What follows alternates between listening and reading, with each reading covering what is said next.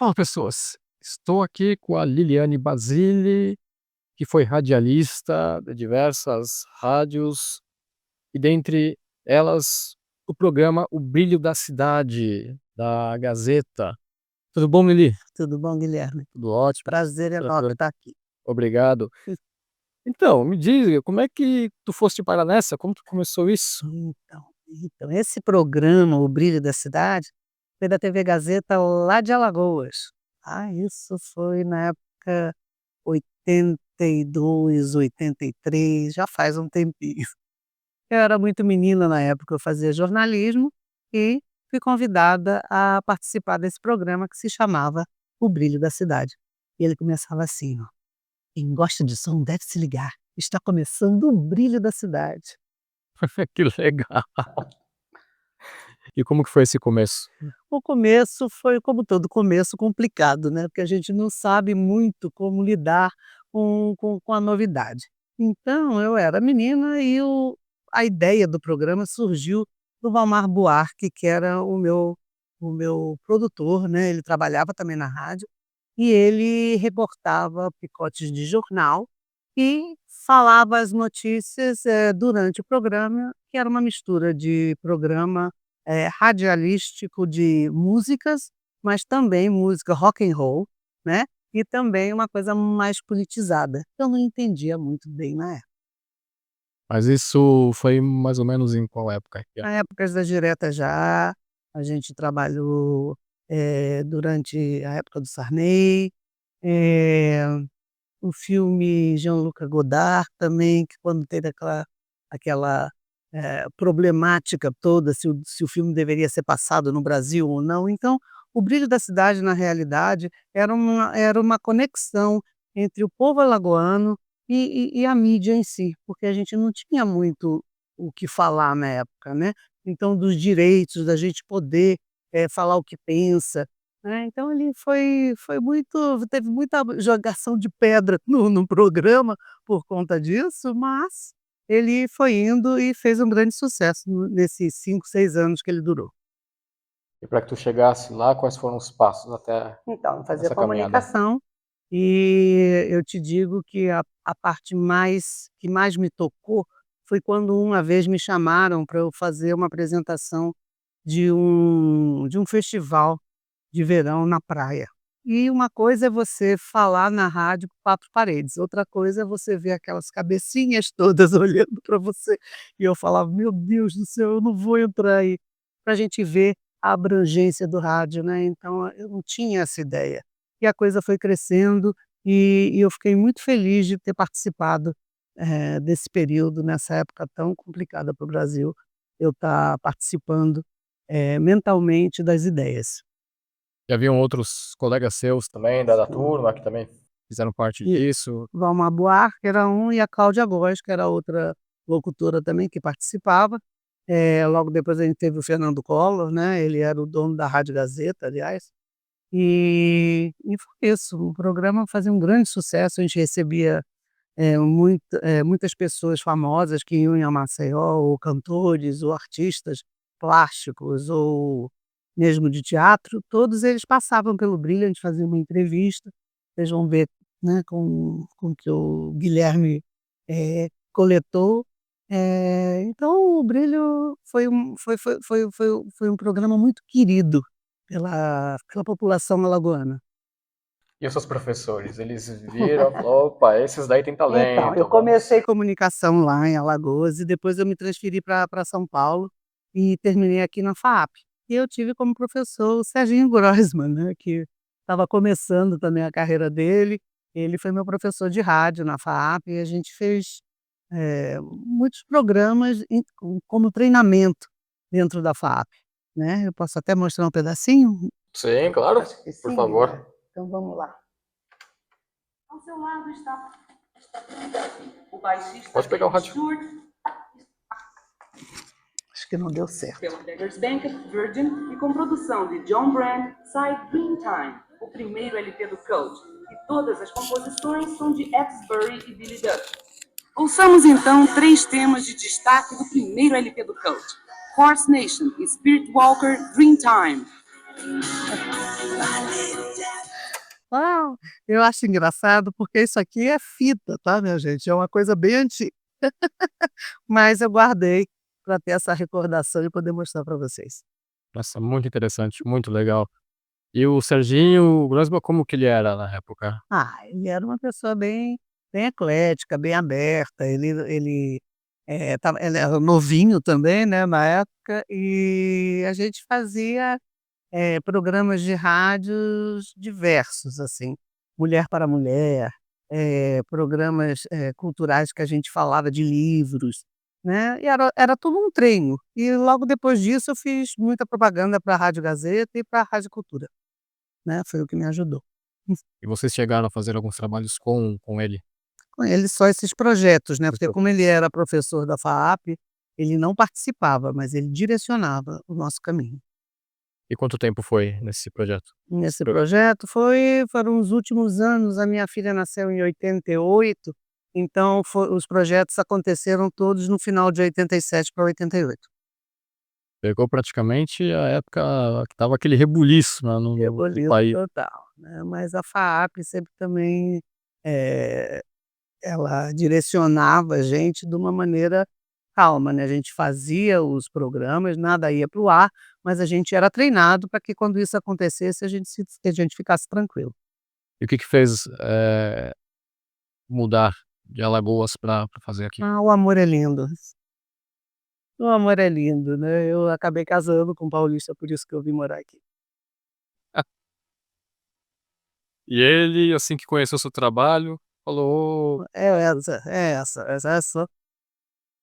é isso, mas assim, abriram-se portas, né, por conta disso, né, você começa então a poder fazer mais da voz, depois a coisa mudou também, porque eu comecei a fazer dublagem, e hoje em dia dublagem não é uma coisa para radialista, você tem que ser atriz ou ator para fazer isso.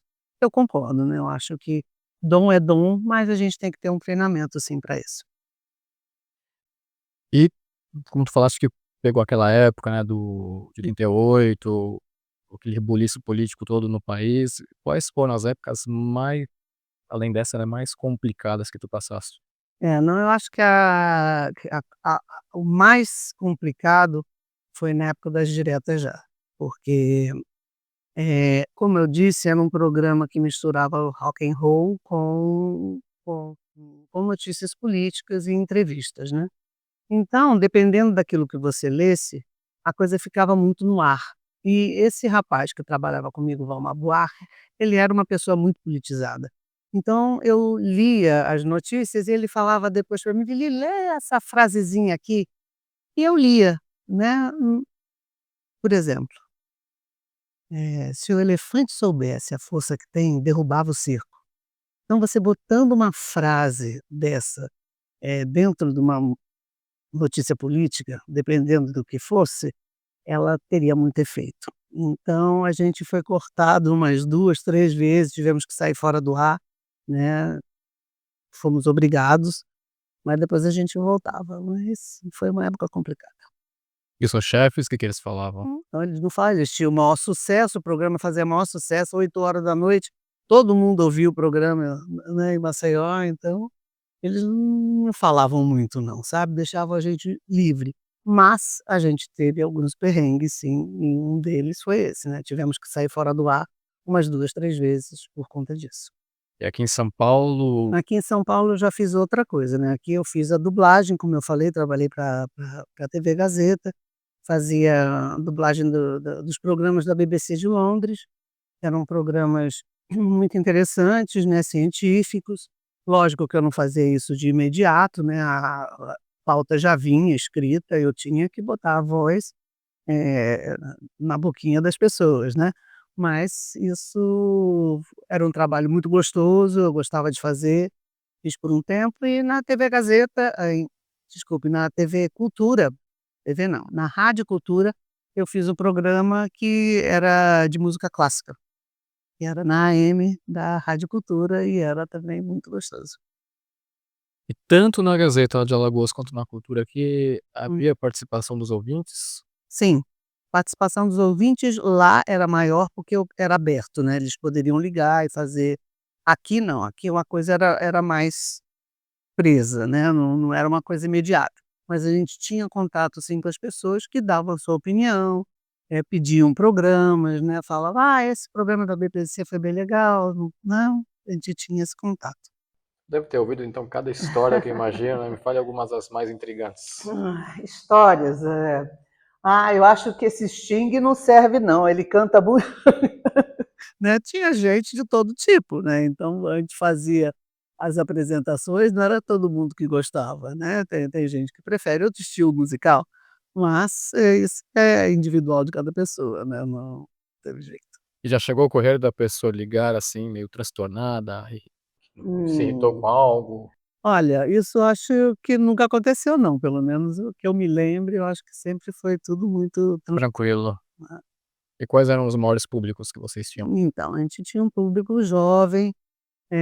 O rock and roll na época, né, lá pelas épocas 82, 83, ele era um rock meio pesado, né, então mas era uma coisa que estava chegando muito no Brasil, né, as pessoas queriam ouvir o rock, não entendiam muito bem a língua.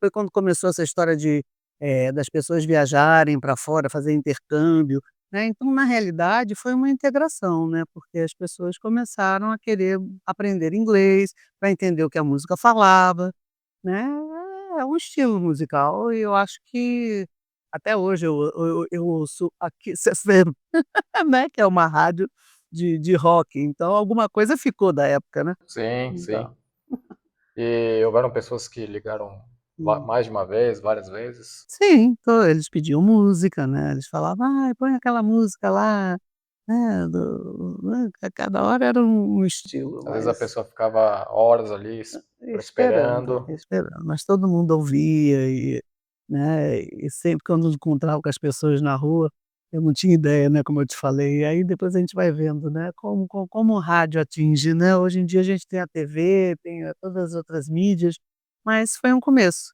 e um começo que deu certo, né.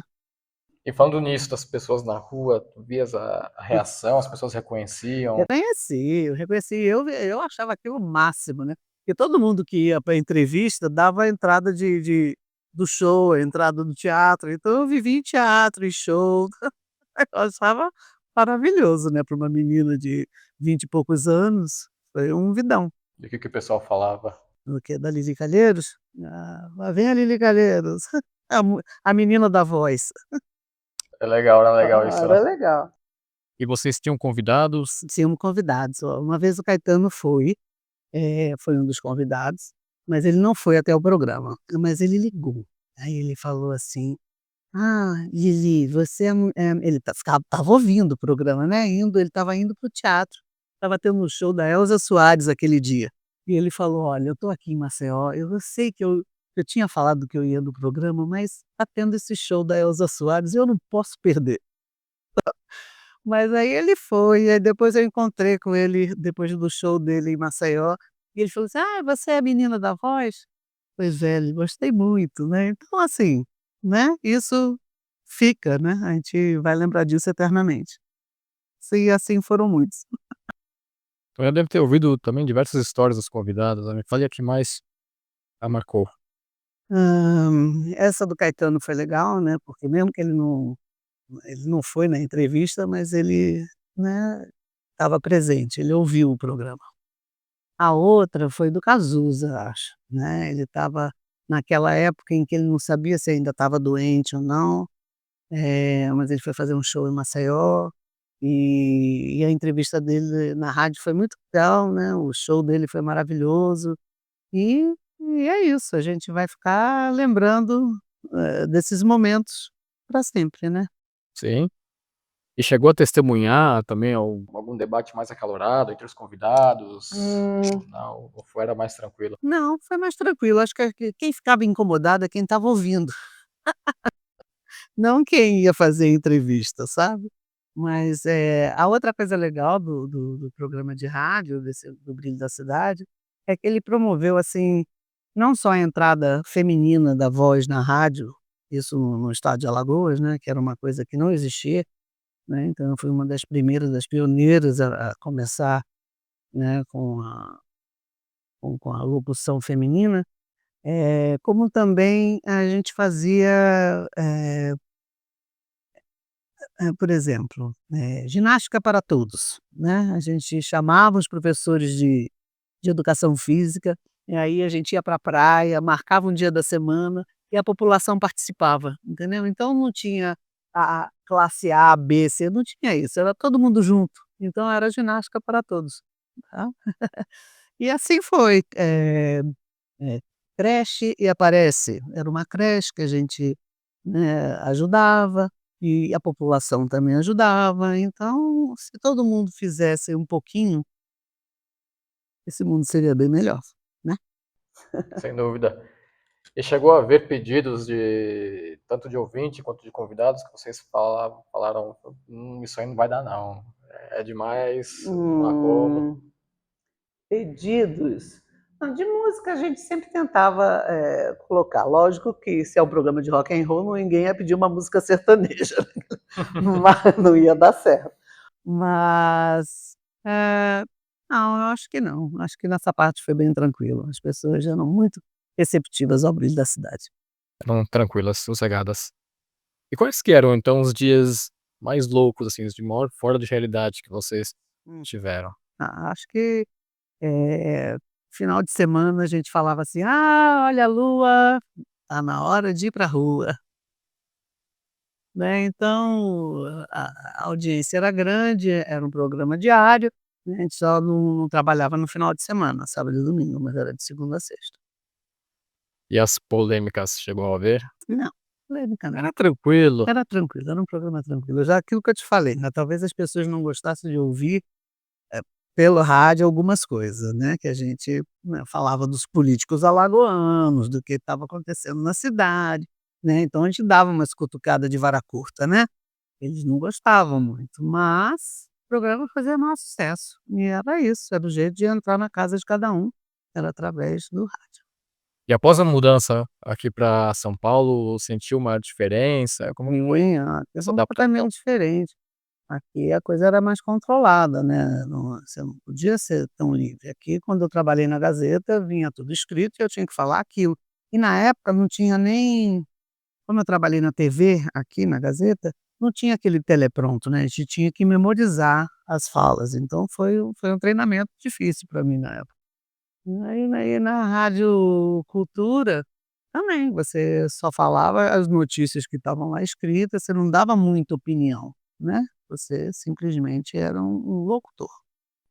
E quando tu foste pra TV, Hum. qual o programa que era exatamente? Era esse da TV Gazeta, tinha um nomezinho, eu não me lembro agora, mas ele cada semana ele apresentava um show diferente, então eu me lembro do Sting, me lembro do The Police, que também ele fazia parte, então eram programas separados, né, mas eram de locução só também. Essa locução. Isso aí foi em que época? Foi depois, né, então eu já estava aqui em São Paulo, já foi 95, foi um pouquinho antes. 92, por aí. E aquilo de memorizar, né, Hum. as pautas, que era um pouco mais complicado em TV, né, mas e Hã. quando dava aquele branco? Ai, E a quando dava o branco, tinha que parar, começa de novo. Não tem jeito. Ou você continuava de uma forma que você não perturbasse o texto, né, se você conseguisse, você esqueceu lá o meio, mas a coisa fluía, então eles deixavam, mas se não, tinha que voltar e começar. tu chegaste também a presenciar outros também que dava aquele erro, aquela Não, porque como eu esquecida, te disse, aqui tudo era muito muito mais regular, era muito controlado? mais controlado. Você tinha a hora para entrar, a hora para sair, né. E é isso, mas foi uma experiência boa, tanto da rádio quanto da TV. Lógico que eu prefiro muito mais o rádio. E o público daqui de São Paulo, qual que era a diferença do de Alagoas? A diferença é que eu não tinha tanto contato, né, o de Alagoas eu tinha mais, né, aqui é tudo muito grande, né, eu não tinha tanto contato. Mas aqui ainda quando saía na rua, as pessoas da mesma forma, Não, não, aqui não, aqui somos mais um número. Aqui as pessoas não se reconhecem assim, é sabe. cidade muito grande também. Nossa, eu era pequenininho, era uma que devia ter uns 800 flutuantes, assim, sempre foi de turismo, né, mas muita gente visitando, mas de qualquer jeito era menorzinho, então aí sim, né. E no trabalho de dublagem que tu fizeste foi também teve da pra BBC que tu falaste, certo? Como é que era esse trabalho lá? Então, ele vinha já tudo escrito, eh, as imagens estavam lá, era uma coisa que demorava para fazer, né, era uma coisa gostosa, mas que você demorava muito tempo em estúdio, porque, quando você, está falando outra língua, a pessoa você tem que botar a fala dentro da boca da pessoa. Você não pode, querer fazer uma dublagem, sem entender o outro lado. Então por isso que eu digo que era mais fácil para mim, porque eu sabia inglês, então, né, eu conseguia colocar a fala dentro da boca da pessoa, né, porque senão não podia eu continuar falando e a pessoa tá com a boca fechada, ela tinha que né, então isso é um treino. E e pronto, mas eu fazia com muito gosto, mas era muito tempo de estúdio, sim. Era bem complicado, era puxado. Monetariamente falando, era complicado, porque eu não ganhava para ficar tanto tempo em estúdio. Mas é isso é um trabalho de atriz. E além da Gazeta, da BBC, foi para quais outras, emissoras? Jornais eu aí já não, só foi a Cultura e a Gazeta, só, aqui em São Paulo só. Se pudesse para alguma outra, Aí qual eu que seria o seu sonho? eu cheguei a fazer algumas coisas para Unilever, né, de voz, eh, fiz algumas propagandas de rádio também, né, mas hoje em dia, eu acho que eu trabalharia, né, na rádio rock, mas sem muita intenção, eu acho que tudo tem seu tempo, né, já foi o meu. Isso das propagandas, chegou a Hum, fazer, esportes e jingles também? também, né, também, porque é uma coisa que caminha junto, né, não tem jeito. Mas, hoje já é outra coisa. Hoje eu não faria mais. Pô, mas Não. por quê? Por que não? Porque é aquilo que eu te falei, tudo tem seu tempo, Guilherme. Só época. A época passou, agora deixa os mais jovens virem e, né, aprenderem com a gente também, mas, né, deixa eles chegarem. E por que a 89? 89. Por quê? Foi que surgiu, foi a oportunidade que surgiu. Ao que pensou, falou: "Opa". Foi o que surgiu. E sem ser da área de rádio, Hum. teria uma outra intenção, se pudesse ter seguido? Hoje em dia Sim. porque quando você faz comunicação, você escolhe a área que você quer seguir, né, ou você faz rádio e TV ou você faz propaganda e marketing. Hoje em dia, talvez eu, né, tendesse um pouquinho para o marketing, mas pela vida, né, mas eu sempre fui muito mais rádio do que TV, sempre. Acho que a mágica do rádio é justamente você não ver a pessoa, né, você só ouvir. E tem uma outra pergunta, assim, que não me quer calar, antes que me escape, quando dava participação, né, para os ouvintes, havia aquelas premiações também, Hum, ligue e ganhe e tal, sei. como que era isso? Eu fiz até um campeonato de surf que o que o Brilho da Cidade proporcionou na época. Então, tinha isso, né, quando a rádio, o programa estava fazendo sucesso, então muita gente queria investir. Então ficou fácil, né, porque aí a gente fazia essas, não propaganda, mas fazia essas possibilidades para que a população participasse também, como eu falei para você, ginástica para todos, ganhe sua camiseta do Brilho da Cidade, então tinha a camiseta do Brilho da Cidade, com a cidadezinha. E eles gostavam, não precisava ser uma coisa muito grande, era só ser lembrado. E chegou a acontecer, algumas vezes do convidado ir na rádio para poder Receber o receber prêmio? o prêmio, aí Sim, eles: sim, "Opa, quero conhecer a rádio, nossa, que isso é o legal", normal, acho que até hoje as pessoas fazem fazem isso, isso. sabe. E a reação quando lhe viam lá no estúdio, quando viam o estúdio? "Ah, posso te dar um abraço?" "Lógico que pode me dar um abraço, uma coisa é você me ouvir, outra coisa é você tá aqui olhando para mim". Só que esperar o intervalo do É, programa. intervalo do programa. Poxa, que legal, hein. Ah, foi legal. Nossa, tem muitas histórias praticamente, né. Hum. Ou talvez eu escreva um livro, quem sabe? Ah, poderia. Nossa, olha, foi muito interessante, foi muito legal. Eli, muito obrigado por Eu essa que agradeço. conversa. Até Muito a obrigado próxima. mesmo, até a próxima. Pessoal, é isso. Muito obrigado a todos, até mais e